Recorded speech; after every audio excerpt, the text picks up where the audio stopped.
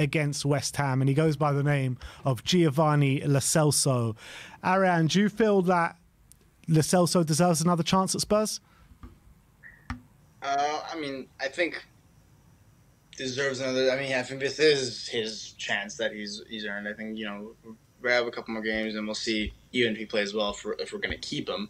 But if he keeps this up and we don't sell him and he just decides that he wants to stay, I welcome that, because I think that was, you look at the time we signed Lo Celso, it was that declining season under Pochettino. And the way Lo Celso was playing in the team, he was playing kind of as like a second striker, kind of playing off the striker, having this role where he's definitely way more involved in the attack, and he's done that also for Argentina. He's done that for Villarreal. Not necessarily always in a second striker. Even sometimes he has like a number 8 role. But he came to Spurs. Under Pochettino was on the bench. Under Mourinho, he played defensive midfield because we didn't have one. And then under Conte, he kind of started falling apart when we had to loan him out. He never got to play the player that we signed. He never got to play in that role. And I think, like I said, I have never seen Lo Celso use those skills in that order in a Spurs shirt ever. He had so much, because of the way people are moving around, and we're stretching the pitch, and we're also running, like Richie was bombing up, so he had a lot of space and he had a lot of time to think, and he was picking out these passes that I hadn't seen. Like I said, at Lo Celso's best in a Spurs shirt, that 5, 6, 7 game stretch under Mourinho, he was a ball carrier. Like, I think everyone's highlight of Lo Celso then was that run against Southampton away from home, like in the FA Cup or something, where he just took it and he ran all the way, and I think he passed it to someone and we ended up getting a goal off that. That was the Lo Celso we all loved, but this isn't the same Lo Celso. He has this, like, technical abilities, these 1-2s that he plays, like that first time shot, that was like the opposite of Lo Celso. He couldn't hit a barn door for the longest time, even though he was brilliant. He basically looked like so much more comfortable. He was finding himself in the spaces that he wants to be as a player, and I think it's because of how much space we can give him by stretching the pitch. If we can manage to hold on to him, and I would prefer we do, and he has that competition with Ndombele, Madison, and him, and then if we end up signing more midfielders or whatever, I think the rotation we're going to have for the position, like that creative mid-advanced 8. And he also has that bite and that press that every Argentine we get seems to have, that I love. So he has like a complete profile for that position, and he's coming into his own. So if that performance is what we're going to begin to see from Lo Celso more regularly, I don't want to see him go. I'll be very upset to see him go. Ariane, if I asked you now, you can only make the decision of keeping one of these two players, Lo Celso and Ndombele. Who are you taking? Right now, I'm picking Lo Celso because Ndombele, as much as I'd like to think that he is going to, he's going to finally get himself fit and all that, I haven't seen it. I'd like to trust him, but I can't. Lo Celso's done it for Argentina, he's done it for Villarreal, and he's done it for us. And I'm more confident that he would be able to be available more than anything. That's why I'd pick Lo Celso. But I believe in Ndombele's ability, but I don't know if he's going to be available. Ash, we put a tweet out talking about Giovani Lo Celso, about if he should get another chance or not. And some people were replying that 45 minutes doesn't repay 4 years of stress with Giovani Lo Celso. Do you agree with that, or does everyone just have a clean slate now? I feel like every fan's different, and a lot of fans suffer from trauma. So it depends how that trauma's affected you. And if you're really attached to individuals and you don't believe in second chances or third chances or fourth chances, then you're going to say, or fifth or sixth or whatever many it is, you're gonna build your own narrative. You're not going to be able to say, look, maybe this player was under a certain regime and that style did not suit them, and that's the reason why they weren't getting the best out of them. And we were led to believe that, these managers are man managers. Yes, they are man managers, but certain players obviously warm better to certain tactics. And we've seen it before with other clubs, with other teams. You've seen players just want to work and run through a brick wall for certain managers.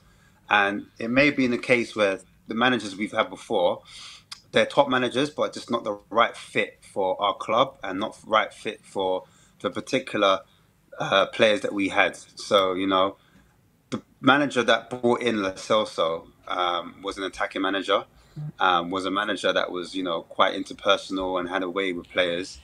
And obviously he got sacked.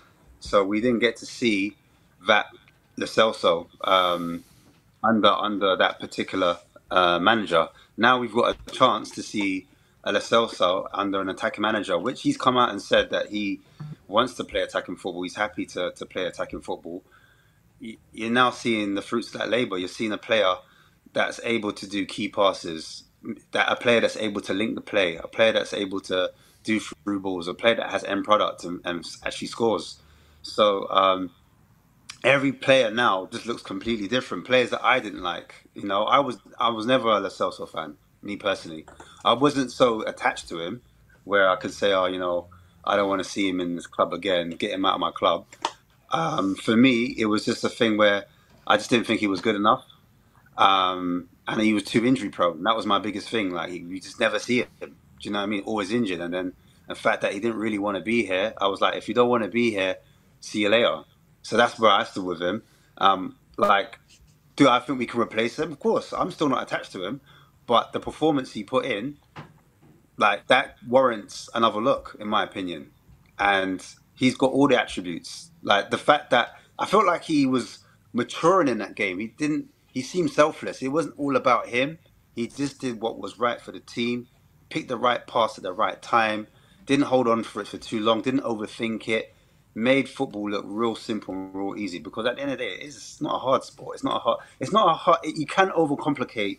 You don't have to reinvent the wheel is what I'm saying. And he just did what was necessary, and he did it time and time over again. It's not like he did it once and then that was it. He demonstrated that he has the tools, he's got the ability, he's got the nous. And as Arian was saying, he's got that kind of bite about him as well. So it's not like he's just a pretty player. No, he's got something that he's able to be physical, he's able to win that ball back and then play it quickly. And that's what you need in the team. You don't need the player that has an ego, wants to be a superstar. And that's what I get. Those are the vibes I get from him. I don't see a player that, it's all about him. So if that's the case and he helps our team tick, I'm all for it.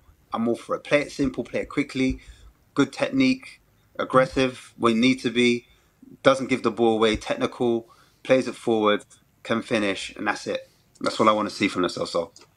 And if you had to take a punt on him or Ndombele, who are you taking? Oh, come on. You know Ndombele's my guy. Come on, man. Ndombele. Yeah, come on. Ndombele's something different. I don't know. I didn't know you were part of that camp. I didn't know you were part of that camp, Ash. Fully on the train. Come on. Can you not remember the last stream I was on? The last stream I was on, Ndombele.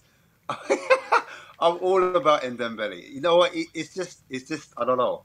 I don't want to talk. I don't want to talk because people will get upset. So not this guy over here. Not this guy. Speak your truth, Mo. Speak your truth. Listen. He does things with the ball that, you know, like, that's the reason why we watch football. Entertainment. It's just that simple. It's that simple. I understand that, you need to work hard and the attitude and all that. But sometimes let a brother just do his thing. Like, when he gets to the ball, I want to go outside the park. I want to go in the park. I want to do, that's what I want to do. I want to just, that's the type of baller I like. And that's what I've got to say, bro. Without getting too crazy with Ndombele, that's what it is. Sim, how are you feeling about Gio? Yeah, look, first of all, I was really happy with his display against West Ham, as everyone was. And I think it showed that the real Lo Celso, as opposed to the Lo Celso that we've been seeing at Tottenham ever since he signed.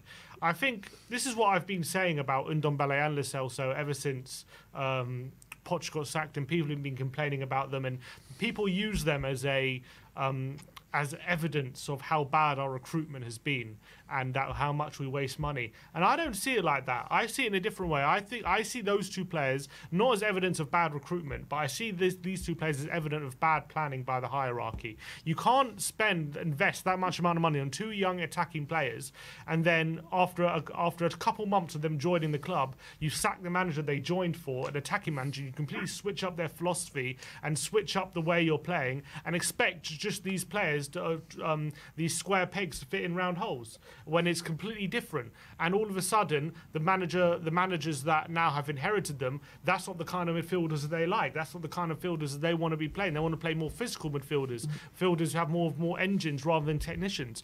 And that's why they were forced out the door. And yes, it didn't go right for them, and they didn't put in very good performances.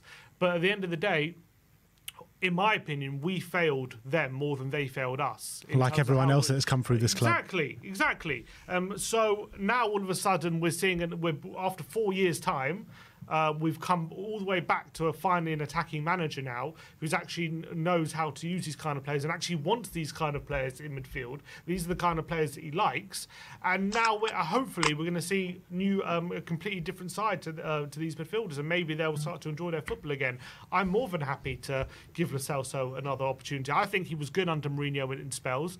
It didn't work at all under Nuno and Conte. They just didn't get on at all. And you saw in the last 6 months at Spurs, Lo Celso really it was more of an attitude thing than a lot. I think he just gave up. He didn't want to be here. I think you could see that and not to say that's excusable, because when you're being paid by the club, you should always give 100%, and obviously it's not nice to see, but that was reality. So that I think that also maybe leaves a bad taste in a lot of fans' mouth when they remember that time.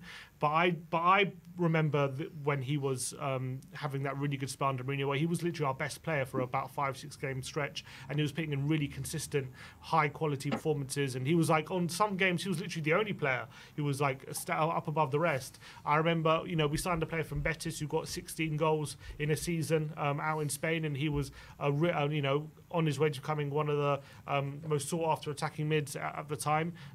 So for me, as long as he wants to be here himself, which I still think he's probably working out. If he wants to give Tottenham another crack, I'm more than happy to give Lo Celso another crack, and I think it could save us a bit of money. There's no need to go spend more money in centre mid. We have someone like him there, and we can maybe invest in other areas. Even if we do sell, I don't know, a Højbjerg or something, maybe it could save us a bit of money having midfielders of that calibre, of that quality already at the club, who are willing to maybe change their perception and willing to give it another go.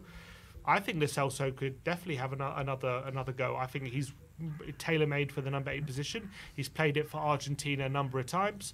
For Villarreal, he was a bit different. He either played on the wing or he played as like a second striker. So it's a bit different to how he's playing now. But I think the 8 really suits him. The only real caveat I have is his injury record, which has not been great ever since he's joined Tottenham. So if that's still going to be a major concern, which we won't know until how the season goes. Obviously, I don't want an injury-prone player around again, or you don't want to go for another season where he starts to look good and then picks up injuries again, and it takes him ages to get back in the team. And I guess the risk is always going to be there. There's nothing you can do to satisfy that risk, really, to alleviate yourself. So you're going to have to just go with it, with that risk if you decide to keep him. So on that basis, maybe I would consider a good offer. But in terms of the quality of Lo Celso, I've got no problem with him staying. How many midfielders do you reckon this squad needs for the upcoming season? And how many do you reckon, if let's say for argument's sake Højbjerg goes and it looks as though for everyone to see that we're trying to bring in another one, do you think another one is even needed if Højbjerg goes, if Ndombele and Lo Celso are on side? Do I think we need to bring in another one? I mean, depends what we do with Sarr and Skip, but technically who would we have? We'd have Basuma, Sarr, Skip, Bentancur, Lo Celso, Ndombele, and Maddison. That's 7 already. So if we're going to keep both Ndombele and Maddison, and Lo Celso, yeah. If we're going to keep Ndombele and Lo Celso, I don't see a massive need for another midfielder. Yeah. I don't think it's as a priority anyway. Yeah. Definitely not as a priority. So, I mean, if we were to sell Højbjerg and just bring in 2 defenders now from the end of the window, would all you guys be happy with that? I'd much do that than bring in 1 defender and 1 midfielder. Yeah, me personally, yeah, I would, yeah. Yeah, because it's a thing where we're lacking pace at the back and technicality at the back as well. We need defenders that are technical. And I think Sim hit the nail on the head when he said he had a manager that kind of wanted players more with an engine, or more robust and physical, whereas an attacking manager wants someone that's a little bit more technical and quick-minded, quick fit. They think a bit quicker on their feet and a bit more versatile. So I think in that position, at centre back role, and then in midfield, I think centre back's more priority to get that one right, and then keep the technical midfielders that we actually do have, keep them in the side, because I saw that in the first half. When you don't have a technical midfielder, what happens is the ball goes back. But when you have a technical midfielder in the pitch, they can do something where they hold on to it and they can play a forward pass, because they're able to see the picture a bit quicker. They've got the vision, but then they've also got the ability and they have got the confidence to kind of to do it in the right moments, in the right areas, if that makes sense. Whereas the players that we had before, they're more like they'll get the ball. Their strength is like, you know, running without the ball, being physical, winning the ball back, and then playing it forward quickly. Do you know what I mean? So it's different skill sets, different players, and centre backs is what we need. We need technical, quick centre backs to help with the transitions and with the when we're building out from the back, or when we're in transition, when we're trying to, you know, get it a bit forward, a bit quicker. Then I think that's when we need those defenders in.